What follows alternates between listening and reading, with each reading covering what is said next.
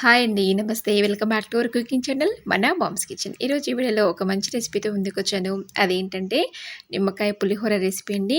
చాలా సింపుల్‌గా, ఈజీగా తక్కువ టైంలో ఎలా ప్రిపేర్ చేసుకోవాలో ఈ వీడియోలో చూసేద్దామండి. చాలా టేస్టీగా ఉంటుంది అండ్ చాలా సింపుల్ రెసిపీ. ఇప్పుడు లేట్ చేయకుండా ఈ నిమ్మకాయ పులిహోర రెసిపీని ఎలా ప్రిపేర్ చేసుకోవాలో చూసేద్దాం పదండి. ముందుగా స్టవ్ ఆన్ చేసి ఒక కడాయి పెట్టుకోవాలి.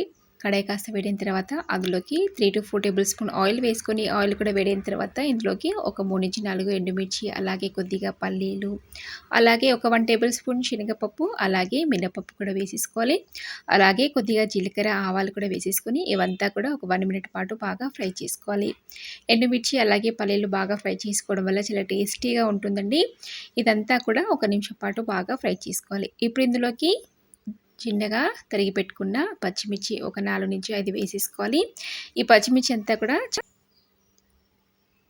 చూడండి, ఇప్పుడు పచ్చిమిర్చి అంతా కూడా చక్కగా మనకి ఫ్రై అయిపోయింది కదా.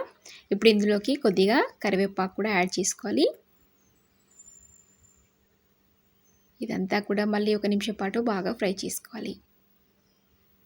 మనకి పులిహోర అనగానే కరివేపాకు ఎంత ఎక్కువగా వేస్తే అంత టేస్టీగా ఉంటుందండి. చింతపండే కానీ లేదా నిమ్మకాయ పులిహోరలో కూడా కరివేపాకు ఎక్కువ వేయడం వల్ల ఆ ఫ్లేవర్ అనేది చాలా బాగుంటుంది. అలాగే ఇందులోకి ఒక 1/2 టేబుల్ స్పూన్ దాకా పసుపు కూడా వేసేసుకొని ఆ పసుపులో ఉండే పచ్చివాసన అంతా పోయే వరకు కూడా ఫ్రై చేసుకోవాలి. చూడండి, ఇప్పుడు చక్కగా వేగిపోయింది కదా.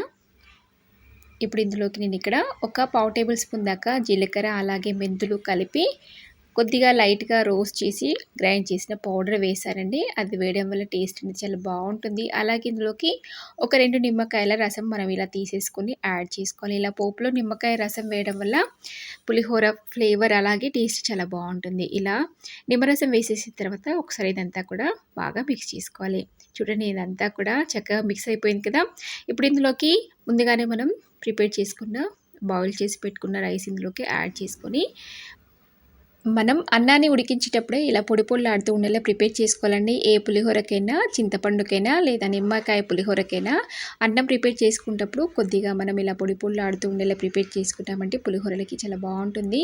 అలాగే ఇందులోకి టేస్ట్ తగ్గట్టుగా సాల్ట్ కూడా యాడ్ చేసుకొని ఇప్పుడు ఆ పోపు అంతా కూడా మనం వేసిన అన్నానికి పట్టేలా కూడా చక్కగా బాగా మిక్స్ చేసుకోవాలి. అన్నం వేసేసిన తర్వాత ఒక 2-3 నిమిషాల పాటు ఇలా లో ఫ్లేమ్లో కంటిన్యూస్గా మిక్స్ చేసుకోవాలండి. అప్పుడు ఆ పోపు అంతా కూడా చక్కగా మన అన్నానికి పట్టేస్తుంది. చాలా సింపుల్ అండి. అప్పటికప్పుడు 5 నిమిషాలు ఈజీగా ప్రిపేర్ చేసుకోవచ్చు అండ్ టేస్ట్ కూడా చాలా బాగుంటుంది. డెఫినెట్గా మీరు కూడా ట్రై చేసి మీ ఫ్యామిలీ మెంబర్స్తోని షేర్ చేసుకోండి. ఆల్మోస్ట్ మన నిమ్మకాయ పులిహోర రెసిపీ రెడీ అయిపోయిందండి. నేను ఇక్కడ స్టవ్ ఆఫ్ చేస్తున్నాను. చూసారు కదా ఫ్రెండ్స్, ఎంతో టేస్టీ నిమ్మకాయ పులిహోర రెసిపీని మీరు కూడా ట్రై చేసి మీకు ఎలా వచ్చిందో నాతో కామెంట్ బాక్స్లో షేర్ చేసుకోండి. అలాగే మీకు ఈ రెసిపీ నచ్చితే తప్పకుండా ఒక లైక్ చేయండి, షేర్ చేయండి. అలాగే వెంటనే మన మామ్స్ కిచెన్ ఛానల్ సబ్స్క్రైబ్ చేసుకొని పక్కనే ఉన్న బెల్ బటన్ని క్లిక్ చేయండి. మరొక టేస్టీ అండ్ హెల్తీ రెసిపీతో ముందు ఉంటాను.